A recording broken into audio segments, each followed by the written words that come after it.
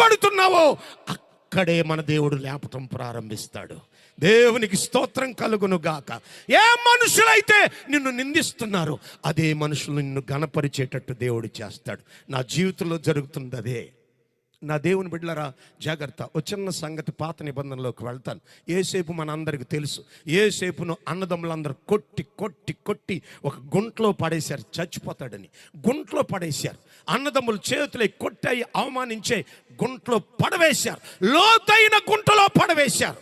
ఈలోగా వర్తకులు వెళ్తున్నారు, ఐగుప్తి వర్తకులు వెళ్తున్నారు.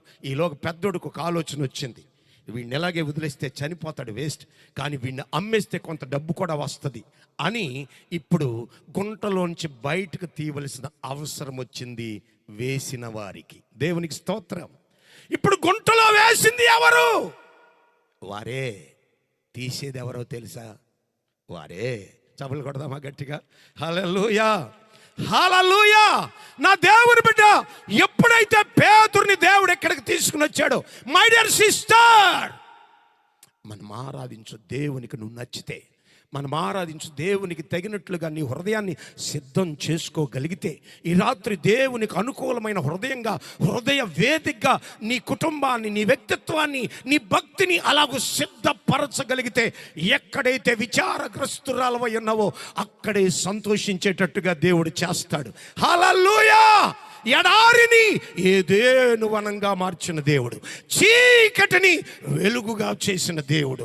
ఈ రాత్రి నా దేవుని బిడ్డ, ఎక్కడైతే కృంగిపోయావో, ఎక్కడైతే మనుషులు వెలివేశారో, ఏ ఇంట్లో మనుషులైతే వెలుచూపులకు గురై నిన్ను నీవే నా దేవుని బిడ్డ ఈ రోజున విచారగ్రస్తురాలవై బ్రతుకుతున్నావో అక్కడే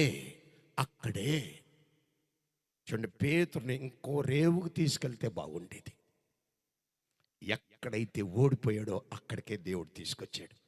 సేవకులు కూడా అంతే.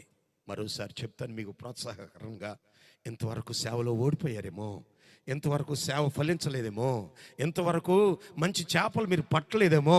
దేవుని బిడ్డలారా, ఏ మనుషులైతే ఇక్కడ సేవ అవదు అని చెప్తారో వారి మధ్యనే దేవుడు గొప్ప సేవ మనతో చేయిస్తాడు.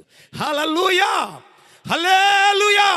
నా దేవుని బిడ్డలారా చూడండి, ఇప్పుడు పేతురుకున్న రెండో మనస్తత్వం, ఆధ్యాత్మికమైన క్వాలిటీ ఏమిటంటే, ఇప్పుడు అంటాడు, అయ్యా నా చిత్త ప్రకారంగా, నా ఆలోచన ప్రకారంగా, నా ఊహల ప్రకారంగా ఇక్కడ చేపలు పడవు.